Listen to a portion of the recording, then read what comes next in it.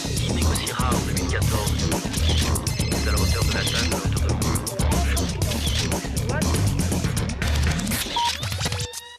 Bonjour à tous et bienvenue dans le studio des experts. Alors on va passer l'actualité de la semaine en revue. On effeuillera la marguerite à défaut du coquelicot. On parlera de nouveau au gouvernement, un peu, de mobilité, beaucoup, des enfants de djihadistes passionnément, d'inscription évidemment à la folie et de Trump pas du tout.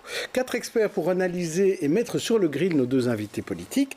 Fabrice Grosfilet, éditorialiste chez BX1 et intervieweur politique à BRTL, Aurore Pénois, journaliste sur le site vivreici.be et à la RTBF. Bonjour.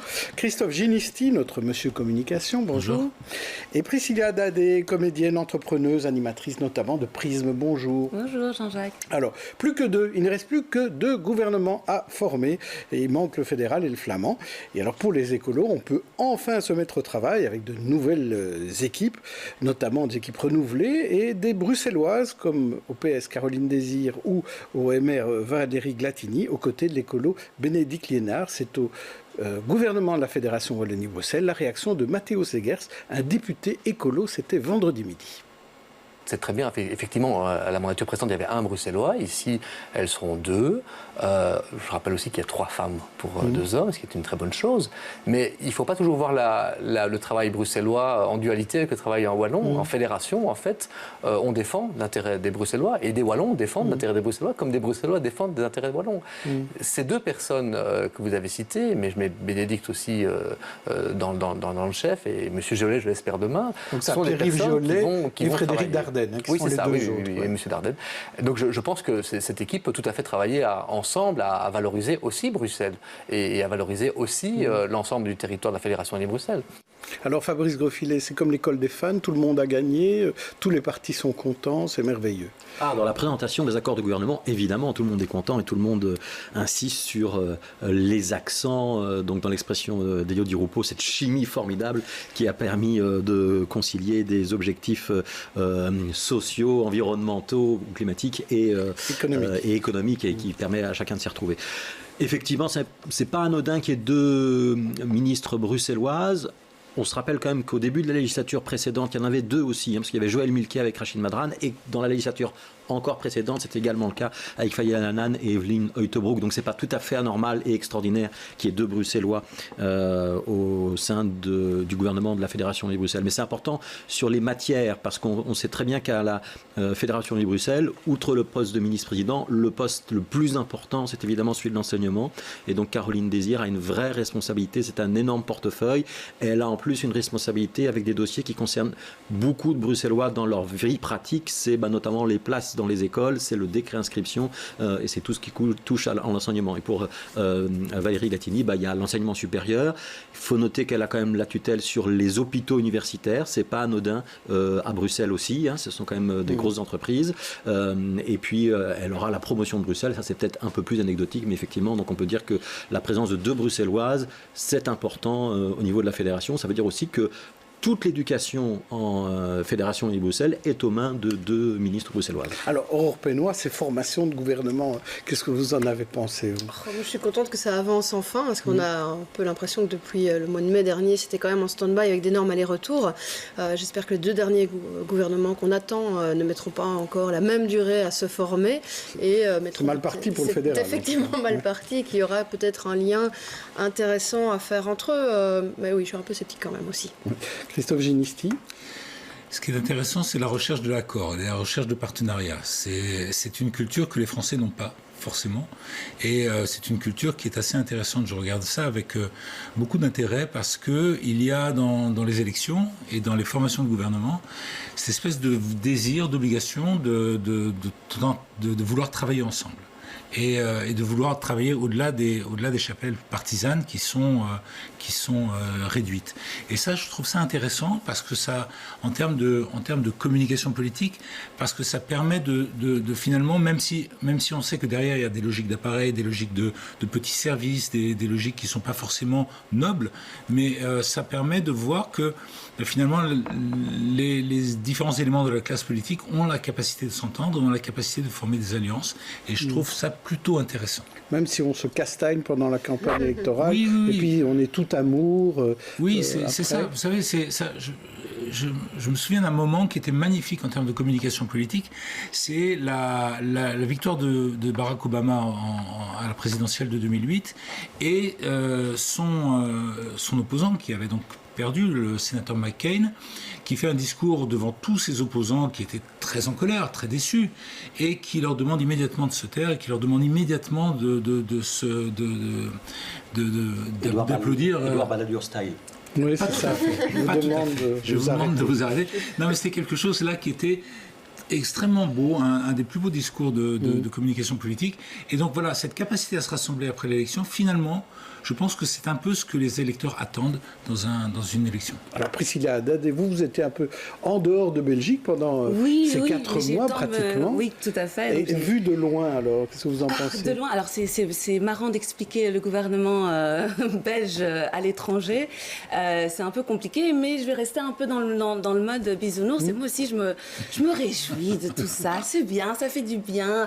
Je me réjouis du nombre de femmes. On arrive presque à la parité. Ça, c'est quand même... C'est pas mal. C'est même une majorité de femmes à la Fédération Wallonie-Bruxelles. Exact. Et des nouvelles têtes, pas forcément celles qu'on attendait, parfois ceux qu'on attendait quelques-uns, mais voilà, en tout cas du sang neuf. Et donc les choses vont peut-être changer. Je voulais juste revenir là-dessus justement et relativiser. Il y a 13 nouveaux ministres, il y a effectivement 6 femmes, donc 6-13, vous allez me dire c'est presque la parité, on progresse. Non, on a oublié qu'il y a aussi 2 présidents d'assemblée qui sont là pour le coup 2 hommes, et moi je trouve qu'il y a une grande faiblesse dans le casting qu'on nous a proposé, c'est qu'il n'y a aucun, j'aime pas ce mot diversité, mais il n'y a aucun représentant de la diversité. Et donc là je pense que le monde politique doit encore un petit peu intégrer que ce serait bien qu'il soit représentatif de la société en communauté Wallonie-Bruxelles et en particulier à Bruxelles. Comme il l'est dans le gouvernement bruxellois. Eh bien, on va voir comment réagissent nos 2 invités. Ils sont justement bruxellois tous les 2. Il négociera en 2014 à la hauteur de la table,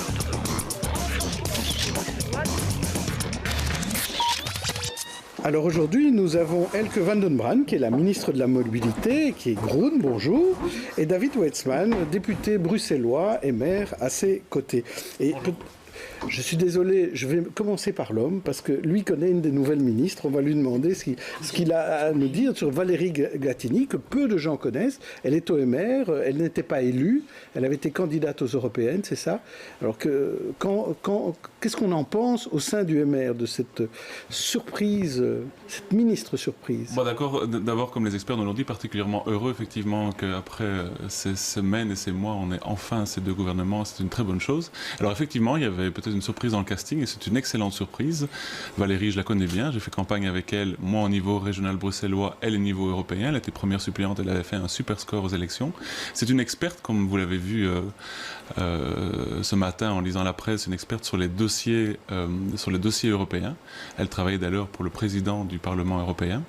Elle a à cœur évidemment de s'engager à Bruxelles. Je lui ai parlé. Elle a à cœur évidemment de se lancer dans ces nouvelles fonctions, d'écouter en tout cas dans les premières semaines. Elle habite Bruxelles, elle habite Woluwe-Saint-Pierre, donc je suis particulièrement heureux d'avoir d'abord une femme, une experte, d'avoir une jeune femme qui va pouvoir effectivement participer au développement du MR en région bruxelloise. Alors, Elke van den Brand, pour vous, l'arc-en-ciel, c'est pas nouveau, parce que l'arc-en-ciel, c'est ce que vous faites au gouvernement bruxellois côté flamand. Vous êtes un arc-en-ciel, il y a des verts, il y a des libéraux et il y a des socialistes. Donc ça fonctionne l'arc-en-ciel?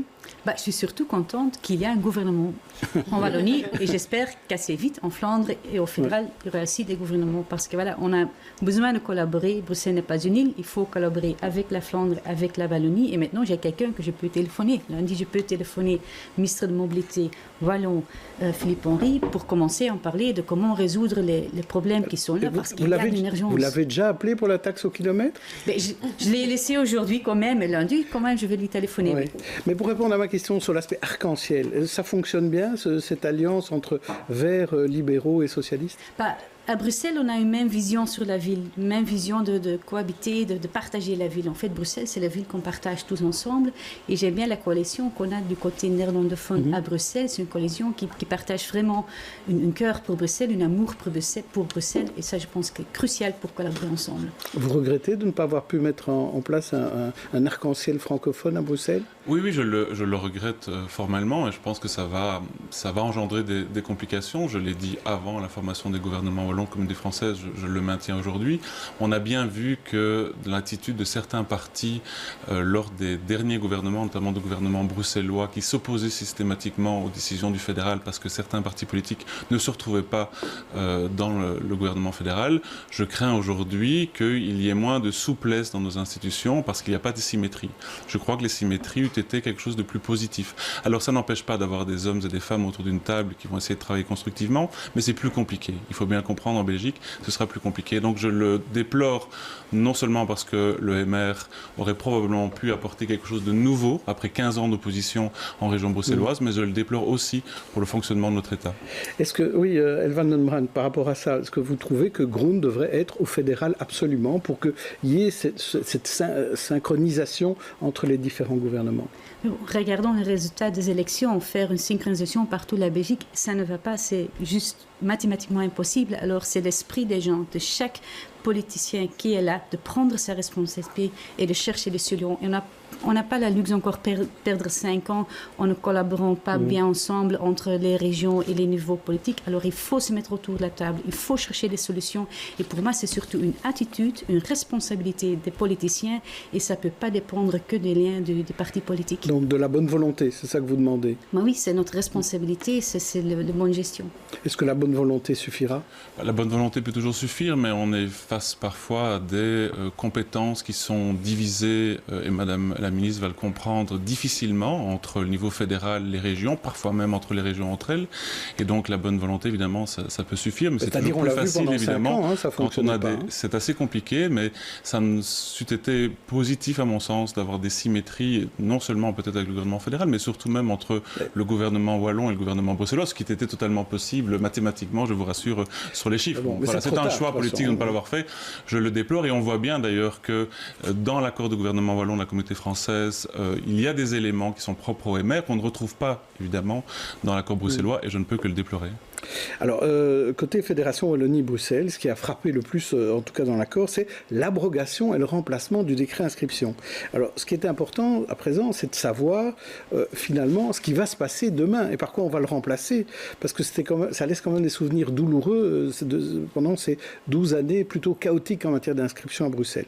Alors, il y avait un débat mercredi, notamment entre un ancien préfet et une responsable d'Inforjeune à Laken, le tout arbitré par Michel Guéhière.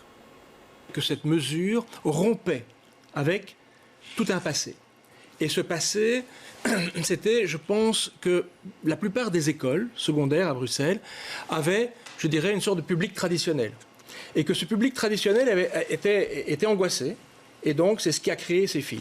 Alors, je rappellerai simplement que ces files n'existent pas pour un système relativement semblable en Flandre. Quand j'entends le descriptif précédent sur les décrets, on pourrait croire que tout allait pour le mieux dans le meilleur des mondes et que les problèmes d'inscription sont nés avec les décrets inscription. Je m'inscris totalement en porte-à-faux avec cette assertion. Pourquoi ?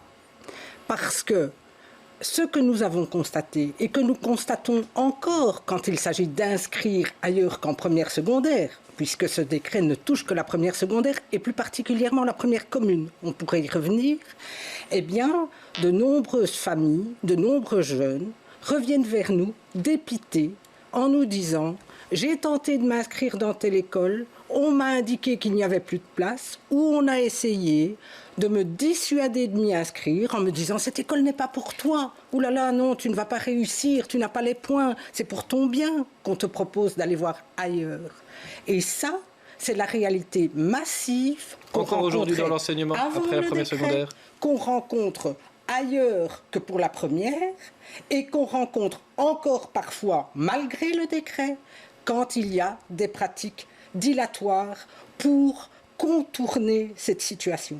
Alors, Elvan Nonbrand, ça se passe mieux du côté néerlandophone ? En fait, on a un système électronique. Alors, tout le monde maternelle et secondaire, pendant une période d'1 mois, peut s'inscrire sur le site web.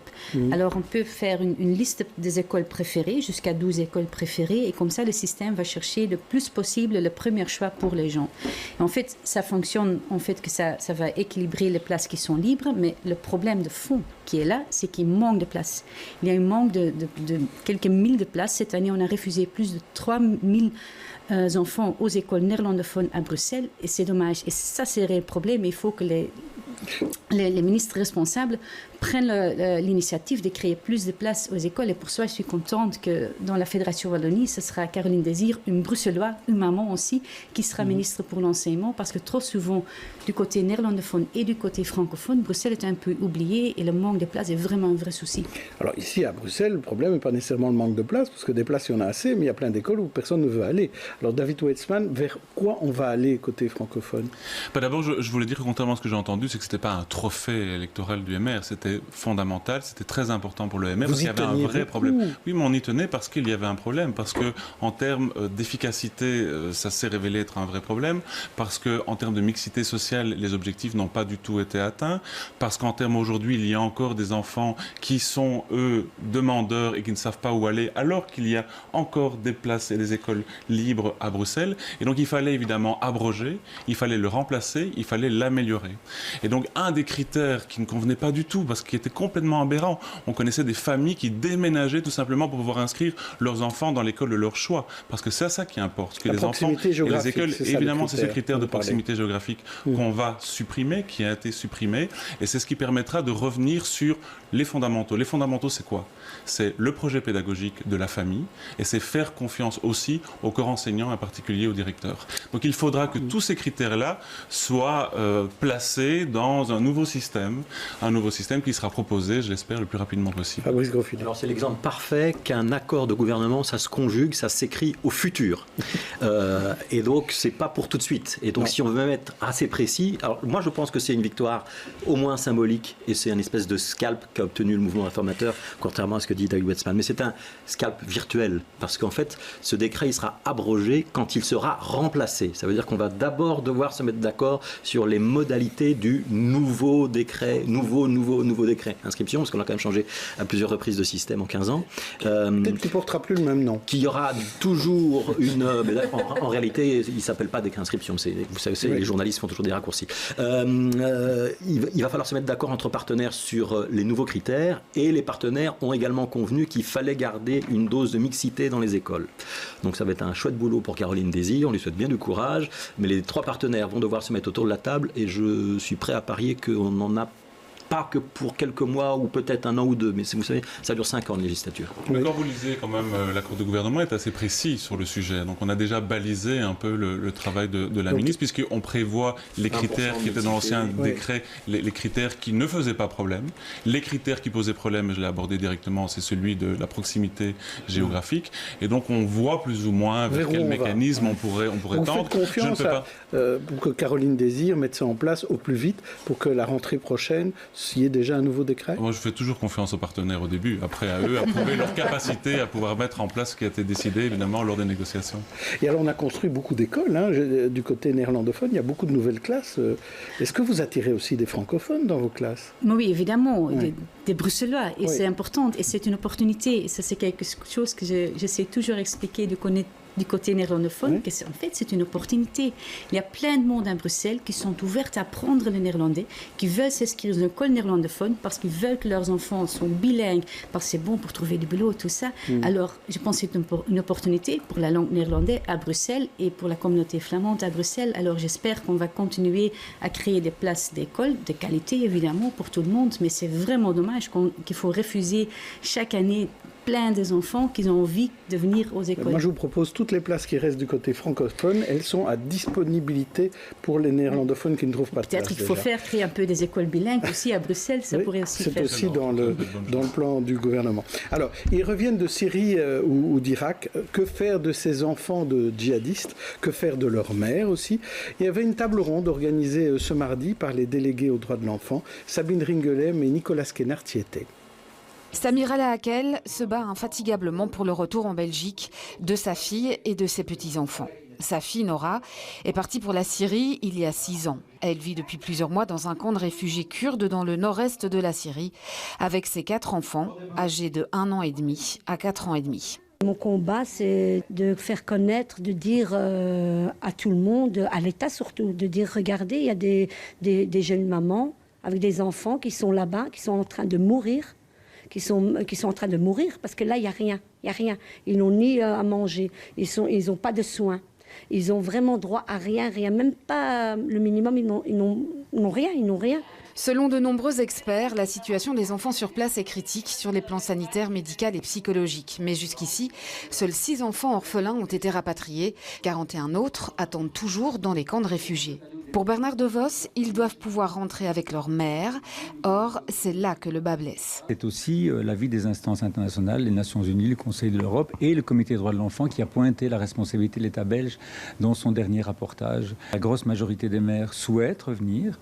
Elles ont fait un bout de chemin dans leur tête, entre guillemets. Elles ont envie de revenir et elles sont toutes prêtes à être entendues et être éventuellement condamnées. Pour Paul Van Tichelt, le directeur de l'OCAM, présent à la table ronde organisée ce matin. Ces enfants sont des citoyens belges et ont donc le droit de revenir. Les autorités belges ont une responsabilité vis-à-vis d'eux. Âgés de moins de 6 ans pour la plupart, ils doivent être considérés comme des victimes, non comme des terroristes. Quant à la question des mères et des pères, la solution n'est pas simple, a-t-il précisé. Qu'ils soient jugés là-bas ou ici, les 2 options peuvent présenter des risques et des difficultés sur le plan juridique. Et de conclure, la Belgique ne peut se permettre de ne rien faire.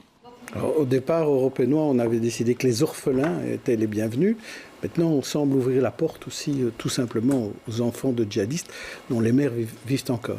Je pense qu'il faut aussi se dépêcher, profiter du fait qu'ils sont toujours jeunes pour les rapatrier le plus rapidement possible. Je pense que c'est aussi dans notre intérêt aussi sécuritaire de le faire, surtout si ces personnes, les mères je parle, sont disposées à suivre un parcours juridique et ici en Belgique. Judiciaire, ouais. Oui. Je pense que c'est justement le directeur de l'OCAM qui rappelait que certaines prisons sont ouverts de toute façon à accueillir des femmes avec leurs enfants, même si on peut encore faire un débat sur les enfants en prison, bien sûr. Donc oui, j'espère qu'il y aura une décision qui sera prise assez rapidement et qui seront rapatriés assez rapidement. David Weitzman, il faut les accueillir à Bruxelles, par exemple ? Ouais, 3 éléments. D'abord, c'est vraiment une situation effectivement importante. C'est une situation où le gouvernement a déjà amené des réponses, puisqu'il y a déjà eu des enfants qui ont l'occasion de revenir, premièrement. Deuxièmement, moi je rejoins ce qui a été dit. Je pense que ces enfants sont des victimes, avant tout. Ce sont des victimes qui ont été exposées à des violences. Ce sont des victimes qui ont probablement subi de l'endoctrinement. Donc on doit aussi évidemment être vigilant. Et troisièmement, il faut, comme ça a été dit d'ailleurs, que toutes les personnes qui sont parties pour peut-être commettre des méfaits, ou en tout cas qui sont parties dans cette aventure destructrice, viennent et rendent des comptes. Alors, je ne sais pas où il faut rendre des comptes, je ne sais pas si c'est là-bas sur place ou ici en Belgique, mais ça me semble évident en tout cas qu'ils soient amenés en tout cas à un moment donné à rendre des comptes et peut-être que les enfants puissent rentrer en Belgique. Elke van den Brandt là-dessus, parce que ça secoue tout le monde, à la fois côté francophone, côté flamand, aux Pays-Bas, en France, ça concerne tous les pays européens. Il faut surtout rappeler qu'on parle des enfants de moins de 10 ans, des enfants. Alors, ils sont dans des conditions inhumaines. Il y a des enfants qui sont morts dans les camps de Syrie, 36 enfants dans les camps en Syrie. Alors oui, il y a une responsabilité de l'État fédéral pour ces enfants-là. Il faut chercher des solutions pour les mères, il faut les mettre avant la juge, mais plusieurs de ces enfants ont des grands-parents qui leur attendent. Alors c'est toujours mieux de les réunir en famille, même de si faire qu'ils ont un futur. Mais il faut voir les mères, si on fait des faits criminels ou si on est fait pour être jugé, il faut les juger. Mais on a une responsabilité pour ces enfants. Ce sont des petits-enfants de moins de 10 ans. Alors c'est la responsabilité de l'État belge de prendre en compte le soin pour ces enfants. Fabrice Grosfilet. Moi, je suis assez surpris de la passivité des pouvoirs publics et du gouvernement fédéral en particulier. Ce n'est pas la première fois que Bernard DeVos tire la sonnette d'alarme. Et il faut savoir de quoi on parle. On parle d'une quarantaine d'enfants. Voilà. Donc c'est une quarantaine d'enfants. On a rapatrié 6. C'est pas extraordinaire en réalité à l'échelle de la Belgique. Et donc c'est très facile à faire.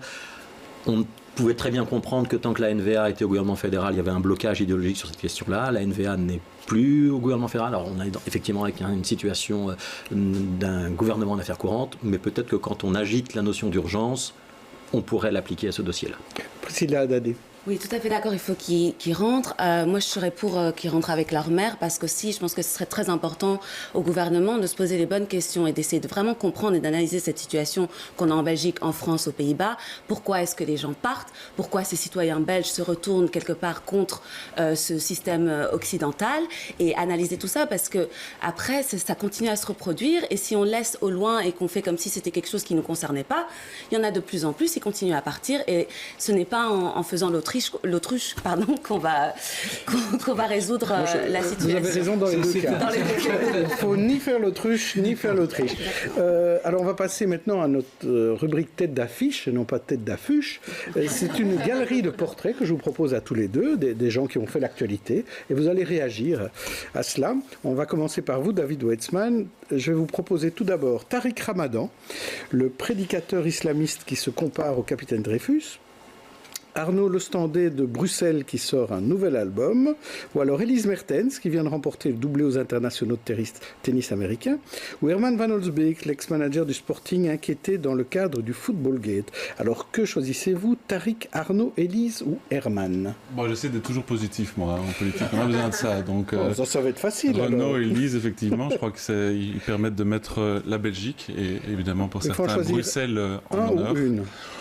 Bon, je vais plutôt prendre le sport, parce que je ne fais pas assez de sport, donc je conseille à tout le monde d'en faire, mais moi je n'en fais pas assez, et donc je crois que c'est une excellente chose évidemment pour notre pays, et c'est une excellente chose pour tous les Belges. Donc voilà. Elise Mertens, une championne qui peut encore gagner beaucoup de prix. Et peut-être qu'elle rencontrera Kim Clijsters sur les courtes, puisqu'elle va revenir. Alors là, c'est une excellente nouvelle, en tout cas. On est tous très, très contents de cette nouvelle. Alors, Elke van den Brandt, je vous en propose 4 autres. Hein? Je ne peux pas prendre... non, vous en avez 4 autres. Vous allez voir. Il m'a pris français. Dans les yeux de ma mère, oui. Pour moi, c'était une leçon de français. C'est vrai. Mais là, peut-être, vous allez avoir aussi d'autres leçons de français, vous allez voir. Didier Renders, qui pourra vous enseigner le français comme nouveau commissaire européen à la justice ou aux droits du consommateur. Nial Edagmouni, la nouvelle Miss Bruxelles, qui a été élue cette semaine. Vincent Kompany, honoré dans son ancien club de Manchester City. Ou Robert Frank, le talentueux photographe américain qui vient de décéder, qui fait de très très belles photos. Il y a des choix sympas. Oui, mais les choix de l'autre sont toujours. Il y a des choix sympas chez vous aussi. Alors, Elke van den Brandt, qui choisissez-vous? Didier, Nial, Vincent ou Robert? Ça sera tout de suite Vincent Kompany, j'avoue, parce que voilà, c'est ce projet pour Bruxelles, pour donner le futur à Bruxelles, pour travailler avec des jeunes de Bruxelles. Alors j'adore. Aussi son père, c'est le maire de ma commune. Alors j'aime bien la famille Kompany. Vous êtes de Gansour. Je suis de Gansour. Voilà. Très bien. Alors maintenant, je vais vous présenter à tous les deux, là ce sera la même liste, une liste de 5 informations. Certaines vont vous plaire, certaines vous déplaire, vous ravir, ou vous allez me dire quoi. La première, c'est la gare du Midi qui était comparée au Kosovo par M. Bulens der Antwerp. La grande roue qui est installée à la place Poulart. Des voitures de police incendiées et saccagées pendant la semaine, il y en a eu beaucoup. La porte d'Ulysse, sans domicile fixe à partir du mois d'octobre. Ou les Bruxellois absents des négociations arc-en-ciel. On a vu beaucoup de Wallons négocier et pas beaucoup de Bruxellois. Alors, Elke van den Brandt, vous pouvez choisir d'abord quelque chose parmi ces 5 informations. Pour les négociations, par exemple, ils n'étaient pas tellement énervés parce que je sais, par exemple, Jean-Marc Mollet qui a négocié pour Écolo, qu'il a un cœur qui se bat aussi pour Bruxelles. Alors, même si c'est des Wallons, ce sont des Bruxellois. Je préfère qu'il y aurait des Bruxellois, évidemment, mais je suis convaincue qu'on va bien collaborer. Il y a 2 Bruxellois dans le gouvernement. Alors voilà, donnez-leur l'opportunité et voyons ce que ça donne. Et vous, David Weitzman, dans ces 5 infos, que choisissez-vous? Je vais choisir la porte d'Ulysse parce que c'est un sujet difficile. C'est un sujet difficile pour tous les niveaux de pouvoir et en particulier pour la ville de Bruxelles où je suis le chef de groupe du MR. Et donc, on a fait le choix à l'époque où le MR était en majorité à la ville de Bruxelles d'ouvrir en tout cas ces portes qui sont à Arronne pour essayer de, en tout cas, offrir dans une certaine humanité un lit en tout cas à celles et ceux qui passent, nous rejoignent et en tout cas à dégager également le parc Maximilien et permettre que le parc Maximilien soit de nouveau ouvert pour la population. On se rend compte aujourd'hui que ça ne fonctionne pas très bien et donc je pense que le plus rapidement possible, pour le bien de tout le monde et en particulier tous les habitants qui sont au parc Maximilien où il y a toujours beaucoup de migrants, mais aussi de SDF, de gens qui sont en errance, de gens qui doivent être psychiatrisés, donc beaucoup de difficultés, de trouver une solution entre le gouvernement fédéral, donc je balais devant ma porte, le gouvernement régional. Non, certainement pas, c'est une problématique locale dans laquelle il y a des soucis, où tout le monde peut apporter en tout cas sa pierre à l'édifice. C'est le sens de ce que j'ai pu dire, de ce qu'on a pu dire au conseil communal ce lundi. Donc on doit trouver une solution en tout cas structurelle pour toutes ces difficultés, parce qu'on parle toujours des migrants, mais ce ne sont pas que des migrants. Il faut aller voir sur le parc Maximilien, il faut aussi aller rencontrer les habitants qui vivent autour de ce parc et qui vivent dans des conditions difficiles. Donc, vous dites que le fédéral seul n'a pas la clé, c'est ça? Non, c'est certainement le fédéral n'avait pas la clé. D'ailleurs, la meilleure preuve, c'est que le gouvernement régional a aussi réagi, le gouvernement local, donc le collège de la ville de Bruxelles a également réagi. Bien sûr qu'aucun gouvernement d'ailleurs n'a la clé. Probablement que les clés, c'est un peu de meilleure répartition au niveau européen, peut-être une réflexion sur les politiques migratoires au niveau fédéral, certainement une approche également au niveau régional et aussi une réaction proportionnée quand il le faut de la police au niveau local. Et notre ligne, c'était de dire ferme et humain. Je crois qu'on a montré beaucoup d'humanité. Il faudra peut-être montrer un peu de fermeté aussi pour les problèmes récurrents du parc Maximilien. Elke van den Brand, là-dessus, sur la responsabilité de la région? La politique migratoire et d'asile, c'est une compétence fédérale. Alors c'est au niveau fédéral de créer une politique migratoire humaine, efficace, une politique d'asile humaine, efficace et de prévoir l'accueil nécessaire. Et là, Bruxelles a, comme on dit, pris la responsabilité parce qu'il y a des personnes qui habitaient dans des conditions vraiment inhumaines à Bruxelles pour faire quelque chose, pour donner un accueil. Mais il faut chercher une solution structurelle et je pense que là, ce sont tous les gouvernements qui doivent collaborer, mais aussi le fédéral. Et pour l'instant, il y a un manque de prise de responsabilité, là, à mon avis. C'est un argument de plus, peut-être, pour que Groen aille au fédéral, alors? On sera là dès que le moment est là pour parler d'un gouvernement. Mais en attendant, qu'est-ce qui se passe? Pour l'instant, ils ont choisi une autre formule avec le PS et l'NVA pour commencer. Alors, voyons ce que ça donne, mais les écologistes seront et resteront ouverts pour une coalition, mais avec un programme avec des enjeux des réponses sur les enjeux climatiques, sociaux et de solidarité. Et si on peut faire un programme pour ça, les Verts et Chloé Groen seront là. Alors, le gros dossier de la législature à Bruxelles, c'est le vôtre, Madame la Ministre, la mobilité. Alors, et on vous attend au tournant, comme on dit en parlant de mobilité. Alors, premier thème, aujourd'hui, c'est le stationnement. Vous voulez supprimer 65 000 places de parking en surface pendant la législature. Entre-temps, déjà, autour de Forêt Nationale, les commerçants se plaignent du quintuplement du tarif des parcs-mètres. Et pendant ce temps, des communes adaptent leurs horaires. Parcs-mètres jusque 21h. C'est l'exemple à Saint-Josse, après Molenbeek, à Schaerbeek. Jean-Christophe Pezès et Nicolas Kenartz. À partir du 1er octobre, le stationnement payant à Saint-Josse, ce sera jusqu'à 21h, au lieu de 18h actuellement. Avec cette mesure, la commune espère dissuader ceux qui n'habitent pas la commune de s'y garer. Énormément de personnes qui n'habitent pas la commune, qui ne sont pas riverains et qui occupent des places de stationnement qui devraient d'abord prioritairement revenir aux habitants de Saint-Josse. On a des gens qui viennent effectivement d'un peu partout et des communes limitrophes, dont Schaerbeek aussi. Schaerbeek, qui applique en effet déjà cette mesure depuis quelques années. Sera-t-elle efficace à Saint-Josse? Les habitants en doutent. Tout le monde ici il a des voitures, des camionnettes. Les gens ils garent ici et vous n'allez jamais trouver de la place. Je ne crois pas qu'en mettant plus cher et plus en payant le soir, non. Je ne crois pas. Ça ne va pas arranger les choses. Ça ne va pas arranger les choses, non. Quoi qu'il en soit, chacun tente de trouver la parade pour éviter les voitures ventouses. Dans les 19 communes, on compte un peu plus de 266 000 places de stationnement en voirie.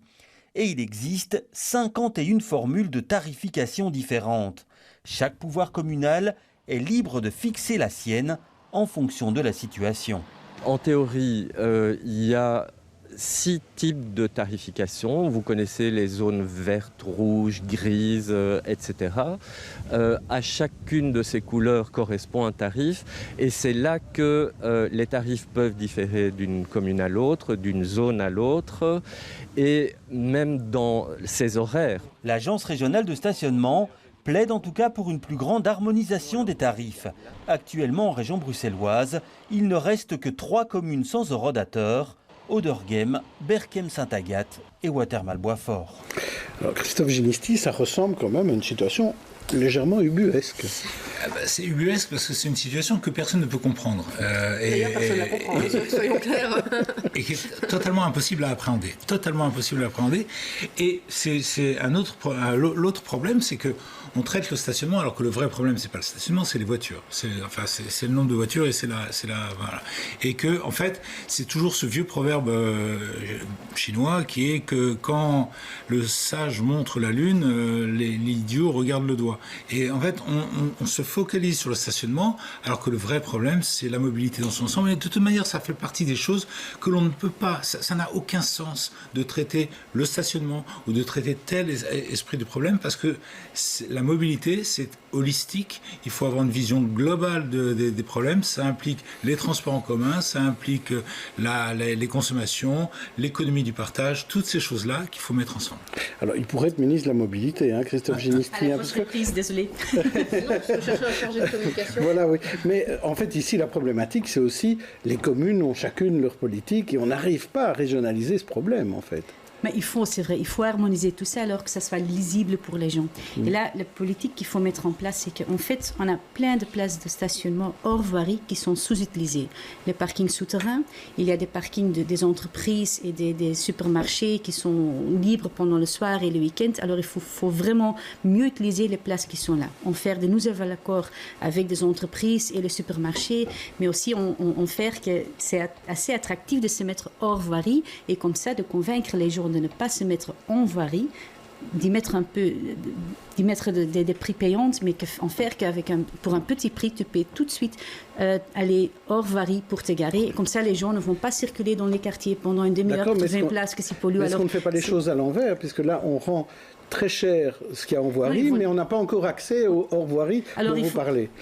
Il y a des emplacements. Alors, il faut faire tout un plan de stationnement sur toute la région qui fait en compte qu'on change, qu'on fait un réaménagement et qu'on va faire que les gens se garent hors voirie au lieu de en voirie. Oui. Et aussi, parce que aussi savoir, à Bruxelles, il y a de plus en plus des gens qui ne s'identifient plus avec une seule mode de transport ou la voiture et qui veulent évidemment avoir accès à une voiture, ce que je comprends évidemment, mais qui ne veut pas être propriétaire spécifiquement pour une voiture. Et là, je pense qu'il y a vraiment une solution parce que, par exemple, le système Cambio, une voiture Cambio, ça représente 20 familles. Alors, ça veut dire que si on peut augmenter ces offres-là, ça va vraiment changer la vie. Une voiture individuelle, d'une famille individuelle, 95% du temps, il est garé. Alors en fait, c'est énorme. Alors si on peut faire ça, si on peut changer la position des voitures vers l'utilisation des voitures, imaginez-vous quelle place qu'on peut faire, qu'on peut libérer et ce qu'on peut faire avec ces places. Ça veut dire qu'on peut créer des pistes cyclables en toute sécurité, des places pour des piétons plus larges. Alors je pense que vraiment, pour donner des quartiers agréables aux gens, pour faire une vie conviviale et durable, le stationnement est un des clés. Mais au niveau des règlements communaux, est-ce que vous allez dire, moi je veux qu'on ait les mêmes tarifs pour toute la région ? En fait, il faut avoir les mêmes politiques pour toute la région. Évidemment, le centre-ville de Pentagone ou Watermal-Boisfort, il y a des différences, mais il faut la même politique. Alors, il faut harmoniser la politique et en fonction du quartier, changer. Par exemple, on a parlé du forêt nationale. Si on habite dans le quartier où il y a un grand centre d'événements comme forêt nationale, il faut avoir un système qui prend en compte qu'il y a le soir des événements et qu'il faut qu'on va stimuler les gens de se garer dans le parking qui est là, qui est prévu chez Audi pour plus de 1000 places. Et voilà, alors il faut voir dans chaque quartier, quel type de quartier. C'est un quartier résidentiel, commercial, touristique, mais il faut avoir une politique harmonisée, régionale. C'est vous qui allez le faire. Je vais parler avec la commune pour y avancer, oui. David Wetzmann. Non, mais il faut surtout arrêter d'en parler et le faire. Parce que ça fait des années que j'entends ce genre de discours. Non, mais il n'y a pas que vous. Ça fait des années que j'entends ce discours et j'ai l'impression que rien n'avance sur ces dossiers. Alors, effectivement, c'est peut-être toujours compliqué avec les communes, quoique là, il me semble qu'il y a quand même beaucoup de compétences qui sont dans les mains du régional. Puis alors après, vous allez avoir beaucoup plus facile, puisque vous avez le ministre wallon qui s'occupe de la mobilité. Vous avez beaucoup d'échevins écolos qui s'occupent de la mobilité, qui d'ailleurs, reconnaissons-le, depuis un an ne bougent pas pas beaucoup sur ces matières-là. Donc vous avez tout en main, me semble, pour apporter des réponses. Pour apporter des réponses, et comme ça a été dit, des réponses dans l'ordre. La première des choses que le MR demande depuis 15 ans, c'est d'augmenter l'offre de bus, l'offre de tram, l'offre de métro. Il n'y a d'ailleurs pas grand-chose, malheureusement, dans l'accord de gouvernement sur ce sujet-là.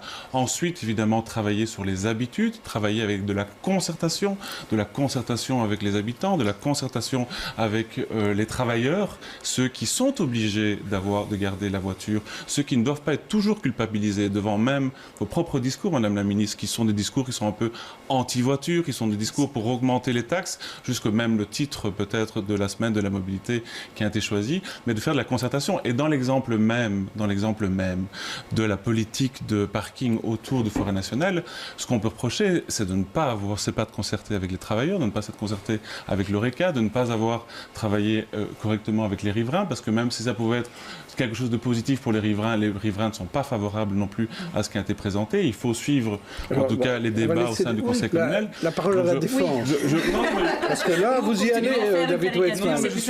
Mais non, ça fait 30 ans que les gens à Forêt demandent une solution. 30 ans qu'il faut chercher une solution. Le soir, quand il y a quelque chose à faire au Forêt Nationale, les gens s'égarent dans les quartiers des gens. Alors, ça crée une frustration chez les habitants, alors qu'il y a un parking tout près. Mais si on peut s'égarer gratuitement dans les quartiers, évidemment, les gens le fassent. Est-ce qu'on manque de concertation? C'est ça, finalement, la question. Est-ce qu'il faut plus de concertation? Mais il faut toujours concerter des gens, il faut toujours travailler ensemble. C'est la seule manière d'avancer avec les gens. Mais à Forêt, par exemple, c'est vrai, ça fait 30 ans qu'on cherche une solution, maintenant il y a une solution. Et oui, je comprends qu'il y a toujours quelques gens qui ne sont pas d'accord. Il faut écouter leurs arguments. Il faut essayer de trouver une solution pour ceux-là aussi. Il y a par exemple ceux de Forêt Domaine qui se plaignent que ça coûte très cher pour aller dans un restaurant ou un club de tennis. Si par exemple, à Forêt ou ailleurs autre, si on fait des quartiers qui sont agréables pour y marcher, pour y être, les gens vont plus facilement y aller à pied ou à vélo et consommer plus facilement dans leur quartier. Alors les commerçants de proximité seront plus de services, seront plus agréables, plus facilement. Là, il y a des études là-dessus. Les gens à vélo ou à pied, ils consomment plus que les gens en voiture dans les constructions, dans les commerces de proximité. Alors, c'est une fausse combat. Voilà, mais donc, il ne faut pas d'opposition, vous voulez dire, entre les différentes méthodes de mobilité. Non, mais ce sont des oppositions qui sont créées même parfois, excusez-moi de le dire, mais dans les déclarations de la ministre dès le début. La ministre parle de réduire le nombre de places de parking. Elle a des langages qui donnent l'impression de s'opposer aux voitures, je trouve un peu caricatural, alors même qu'on n'a pas encore une politique qui est un peu plus souple. On taxe, on s'oppose, on pose des parking. Mais non, vous faites une caricature. C'est mon avis, donc je vais vous laisser. Oui, alors que, par exemple, on peut évidemment faire davantage de concertation. Dans le cas de Forêt Nationale, je ne vais pas revenir sur des débats du Conseil communal, Cédric Père de Parmentier l'a bien illustré, il y avait des solutions beaucoup plus structurelles, qui d'ailleurs passaient notamment en 2006 par simplement changer le lieu de Forêt Nationale, ce qui avait d'ailleurs été le cas d'une opposition de la part du PS et des colos. Il y a d'autres solutions. Mais on ne peut pas, c'est ça mon message, penser qu'on a tout en main, penser être un idéologue et penser qu'on peut construire une ville contre les habitants. Dans la plupart des projets de Pascal Smet, d'ailleurs avec lesquels je n'étais pas en désaccord, les désaccords et les non-concrétisations des projets n'étaient pas toujours parce que les projets étaient mauvais, mais c'est parce qu'ils voulaient l'imposer sans travailler, en l'imposant, en travaillant d'ailleurs principalement sur l'offre de mobilité, sans travailler sur la demande. Est-ce que vous êtes une idéologue, Elva Brand? Moi, j'ai une vision pour la ville et je pense que les Bruxellois ont donné un signal clair qu'ils veulent une ville conviviale, durable, agréable à vivre. Il y a une urgence à Bruxelles au niveau de qualité d'air, au niveau de santé. Au niveau de santé, il y a un quart de nos enfants ont des problèmes respiratoires à cause des problèmes de trafic. La qualité d'air doit s'améliorer. Il y a aussi une urgence économique. Les embouteillages à Bruxelles, ça nous coûte vers 8 millions par an. Alors, il y a une urgence là-dessus aussi. Une urgence de stress parce que les gens, la première source de stress, c'est le stress lié à des problèmes de mobilité. Et oui, ce gouvernement va augmenter l'offre de transport en commun. On a déjà augmenté l'offre en commun. Le STIP a doublé son offre de transport en commun pendant les décennies précédentes. Oui. On a doublé l'offre de transport. On va augmenter l'offre de bus par 30%. On a créé 7 nouvelles lignes de tram et on va créer une nouvelle ligne de métro. Alors oui, on va augmenter l'offre. On va offrir des pistes cyclables sécurisées. Alors oui, on va faire ça, mais il faut faire aussi des enjeux. Et j'invite les maires qui étaient au niveau fédéral pour y mettre la mobilité aussi comme priorité, parce qu'on a besoin de tous les niveaux là. Il faut les NCB, l'offre des NCB entre Bruxelles, ça ne présente que 1%. Alors il faut aussi investir dans les petits gares qui sont là, dans lesquels on sait se déplacer assez vite. Alors faites-le ensemble et ne commencez pas à tous les deux pour les débats mobilité au Parlement bruxellois, à la Commission des infrastructures et autres. Priscilla Haddadé, un dernier mot sur la mobilité. Je voulais juste dire par rapport à cette solution, encore une fois, il y a certains qui vont payer et d'autres pas. Et c'est juste ça qu'on oublie aussi, qui est quand même assez important, de juste faire payer les gens, les riches. Ils s'en foutent et les pauvres, du coup, c'est eux qui vont souffrir de ça. Donc je pense que ça, c'est assez important. Il faut en tenir compte aussi. Pour les solutions. Oui. Que ce ne soit pas toujours les mêmes qui payent. Mais là aussi, c'est une question aussi de changer le système. Parce que maintenant, on paye, par exemple, pour son voiture, on paye un montant fixe par année. Alors, si on peut changer ça par un système qui est par utilisation de son voiture, comme ça, on peut encore stimuler les gens qui font un autre choix. Parce qu'aussi, les gens, c'est aussi dans les quartiers les plus pauvres, la qualité d'air est le pire. Alors, faire quelque chose de qualité de l'air, évidemment, c'est aussi quelque chose de faire de social. Et chaque mesure qu'on prend, il faut l'accompagner avec des mesures sociales. Mais je pense que la réalité, ce que dit Priscilla Haddad, c'est que c'est dans les quartiers les plus pauvres qu'il y a le plus de densité et le plus de problèmes de stationnement. Et dans les quartiers riches, on a habituellement un garage. Oui, mais c'est pour ça qu'il faut offrir des alternatives aux gens. Mais la moitié des Bruxellois n'ont même pas de voiture.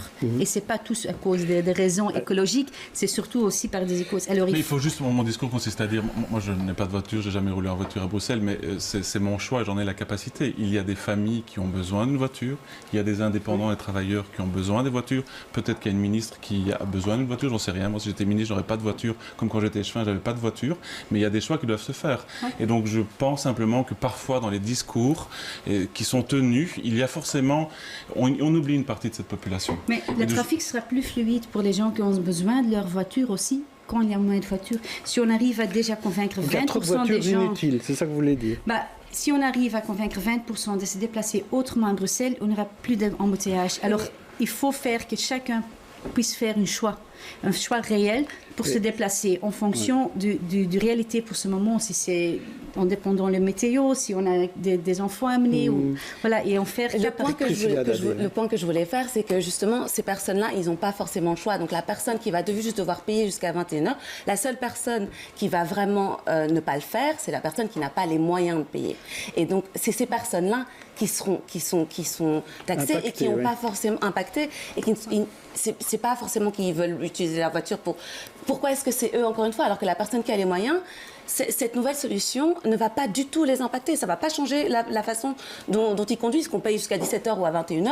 C'est pas grave, je peux me le permettre. Pas moi personnellement, mais cette personne qui a les moyens. Oui. Et donc c'est ça, pour ce genre de solution, où en fait la solution c'est de faire payer, c'est toujours les mêmes qui payent littéralement, et je ne trouve pas ça juste que ce soit encore les personnes qui ont déjà des difficultés, qui n'ont pas le choix, qui doivent utiliser leur voiture pour aller travailler loin, pour faire des tâches très difficiles, qui encore une fois sont pénalisées et doivent plus payer. Oui, mais je veux dire que c'est en fait pour protéger aussi les riverains. Parce que si on fait payer... Les riverains ont une carte les riverains ont une carte riverain.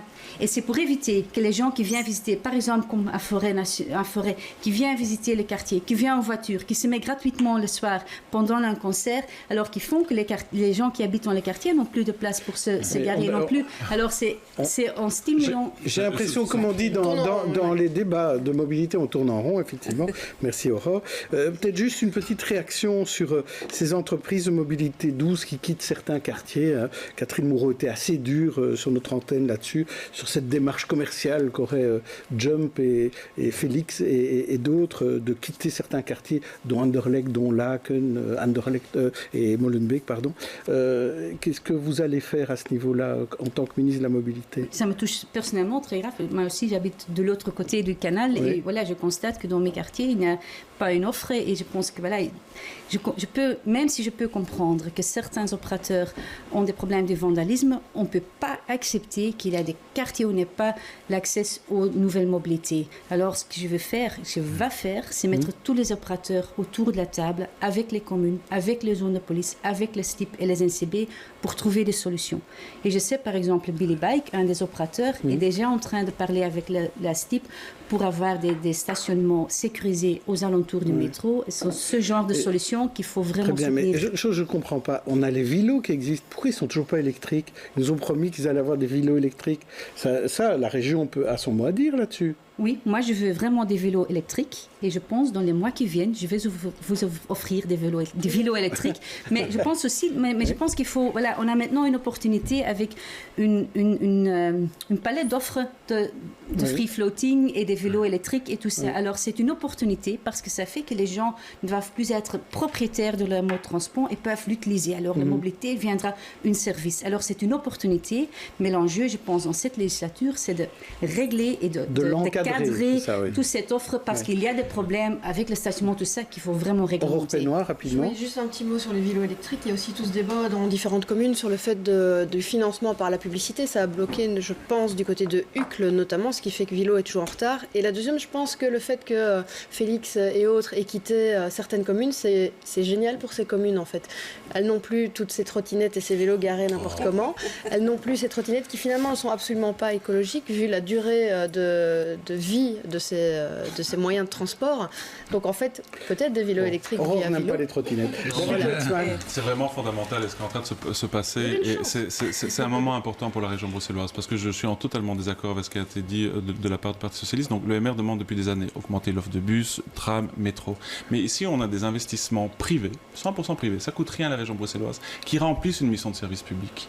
Parce que la difficulté n'est pas toujours d'augmenter le nombre de trams de bus, mais c'est aussi l'accessibilité aux gares, l'accessibilité aux stations de métro ou les courtes distances. Or, nous n'avions pas, et si le public devait le faire, ça coûterait des centaines de millions d'euros, nous n'avions pas ce qu'on appelle le first mile, le last mile, le dernier kilomètre ou le premier kilomètre vers ces gares, vers ces stations, pour ces courtes distances. Or, des jumps, des trottinettes remplissent ces fonctions-là. Alors certes, on est au début de quelque chose, il va y avoir que quelques sociétés, 2-3 sociétés vont partir, il en restera probablement qu'une ou deux, c'est toujours comme ça quand il y a des nouvelles, quand il y a des innovations, mais ce sont des choses qui sont vraiment utiles pour la région bruxelloise. Et si on ne donne pas un signal vers ces sociétés, qui sont certes privées, qui veulent certes de la rentabilité, mais qui si on devait les payer nous-mêmes, les publics, ça coûterait des centaines de millions d'euros, un signal en disant on se met autour de la table tout de suite, parce qu'il y a un vrai problème de vandalisme dans certaines communes, parce que vous êtes importants, vous les nouveaux acteurs de mobilité, et que vous participez à cette chaîne, si on ne leur dit pas ça et qu'ils partent demain, on aura bon augmenter le nombre de bus, on va mettre des bus dans toutes les rues, on aura beau augmenter les lignes de métro, et Dieu sait si je trouve qu'il n'y en a pas encore assez, on aura ça ne sera pas suffisant.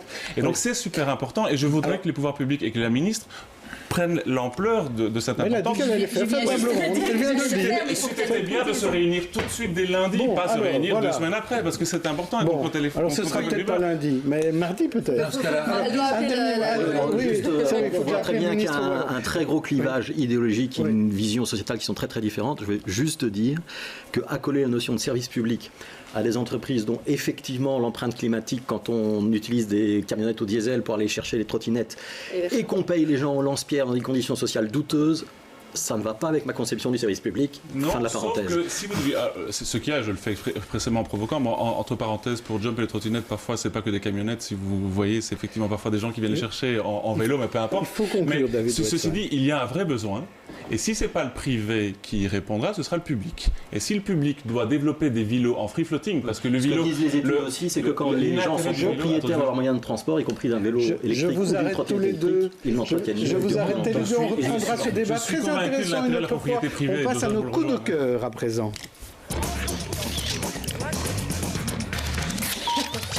Et on va commencer d'ailleurs par Fabrice Grosfilet. Vous avez encore la parole, mais pour votre coup de cœur cette fois-ci. Oui, je voulais saluer la sortie de Médor. C'est toujours un événement, un petit journal indépendant créé par des journalistes et qui essaye de subsister seul, entouré des envahisseurs dans la Belgique francophone. Et la une du numéro de Médor, c'est le numéro 16. C'est le sexisme, le harcèlement, la protection de mes consoeurs dans les rédactions. Et je vous rassure, il n'y a rien sur BX1, Jean-Jacques. Ouf, j'avais peur. Alors, à votre tour, à présent, Aurore Pénois, c'est pour nous parler d'un livre. Oui, c'est l'occasion de ne pas sortir de chez soi, mais d'en apprendre plein sur le monde. C'est Bill Bryson. Alors, c'est très bien parce que j'ai trouvé d'autres fans autour de ce plateau, apparemment, de cet auteur. Vous allez savoir pourquoi est-ce qu'on appelle un hall, qui n'est pas un hall, mais une maison en Angleterre. Vous allez faire plein de choses. C'est franchement drôle, c'est bien écrit. C'est une petite brique, mais ça se lit super vite. Et, voilà, c'est mon coup de cœur. Ça se lit très vite et c'est vraiment très agréable. Vous, un autre livre, Christophe Génisty?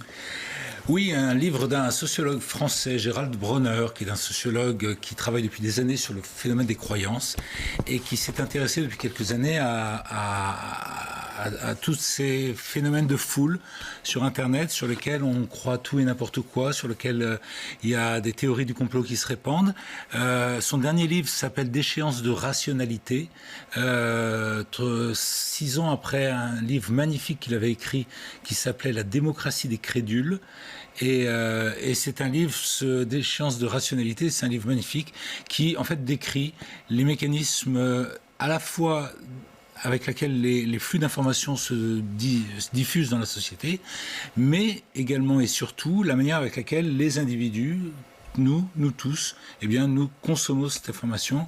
Il faut absolument lire ça pour comprendre l'époque dans laquelle nous sommes. Donc, Déchéance de rationalité de Gérald Bronner, aux éditions Grasset. Et alors vous, Priscilla Haddad, en fait, vous allez faire votre propre pub, parce que vous organisez une grande fiesta à partir de dimanche. Une fiesta, c'est un événement de 3 jours, des conférences et ateliers pratiques pour combattre le sexisme et le racisme dans les milieux de la culture. Donc c'est pour toute personne qui travaille de loin ou de près dans la culture, toute personne qui s'identifie en tant que femme. Et pendant 3 jours, donc du 15, 16, 17 septembre, donc dimanche, lundi, mardi, à la Bellone, rue de Flandre, nous allons travailler sur les outils. Parce que ça fait 2 ans maintenant qu'il y a eu MeToo et il y a eu beaucoup de théories, on en a beaucoup parlé. Et maintenant, qu'est-ce qu'on peut faire pratiquement pour changer ce sexisme et ce racisme qui est toujours présent dans la culture? Moi, je ne peux pas venir parce que c'est Women Only. Non, mais il y a plein d'autres conférences, Jean-Jacques, vous pouvez aller. Et donc, pour nous, il y aura par exemple des conférences sur comment démasculiniser la langue ou aussi des ateliers pratiques sur le self-défense et la prise de parole dans les médias. Donc, mais comme ici. Voilà, exactement. J'ai clairement suivi ce cours. Voilà. Vous pourriez le donner. Et moi, je voudrais vous parler de 2 séries sur Netflix. La première s'appelle Diagnosis. Elle est basée sur une rubrique santé tenue par une Dr Sanders dans le New York Times. Elle présente chaque semaine un cas difficile, impossible à diagnostiquer. Grâce à l'aide des lecteurs, en fait, elle permet de retrouver le diagnostic. Ça s'appelle donc Diagnosis. C'est une véritable enquête policière. Finalement, c'est ça, je voulais vous montrer voilà, une image de cela, Diagnosis. Et alors, une autre mini-série, c'est The Spy, l'histoire vraie et reconstituée de Eli Cohen, l'espion israélien d'origine égyptienne qui a infiltré les hautes sphères syriennes et qui a permis à Israël de gagner la guerre des 6 jours. Alors, dans le rôle de l'espion, il y a un magistral... Je ne sais pas si vous allez le reconnaître, si on peut le voir. C'est Sacha Baron Cohen, qui d'habitude jouait le mariole. Et là, il joue un espion taciturne. Il est extraordinaire dans ce rôle-là. Alors, la semaine de la mobilité, ça commence lundi. On n'a pas le temps d'en parler, mais on en parlera beaucoup sur BX1. Vous serez un peu à l'honneur pendant toute la semaine, à partir du lundi jusqu'au dimanche sans voiture. C'est ça, le Conan Brad. Merci aux invités, merci aux chroniqueurs. On se retrouve la semaine prochaine, lundi. Je recevrai Rudy Vervoort, le ministre-président, dans l'interview. Bon week-end.